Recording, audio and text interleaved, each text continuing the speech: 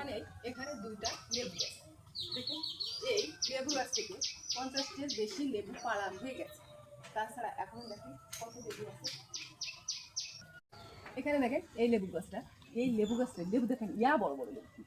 এই লেবুটা অন্তত আহা দেখছেন বন্ধুরা পেকে গেছে। এই লেবুটা 2 থেকে 3 কেজি হবে ওজন। হ্যাঁ, আপনারা বাড়ির আশেপাশে জায়গা ফেলে না রেখে এই লেবু চাষ করতে পারেন। তাছাড়া এটা কিন্তু ছাদে টবেও আমি দেখছি যে লেবু চাষ করতে। বাড়ির যে কোনো জিনিস খেতে মনটা যে কত ভালো লাগে আর উপকার তো আছেই। আমাদের এখান থেকে প্রতিদিন দুপুরবেলায় প্রায় একটা করে লেবু পাড়া হয়, সেটা আমরা খাই। আর এখন এখান থেকে কিছু লেবু আমি বিক্রিও করবো, ভাব থেকে লেবু বিক্রি করব। আপনারা যারা বীজ চান আমার কাছে বীজ চাইতে পারেন। তাছাড়া যদি আপনাদের চারার প্রয়োজন হয় সেটাও আমি দিতে পারবো।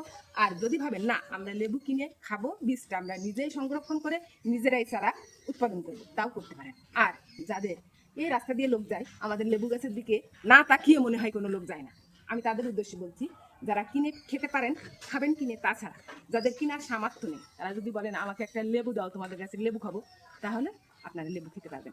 আর মেন কথাটা আমার হলো আপনারা রোপণ করেন।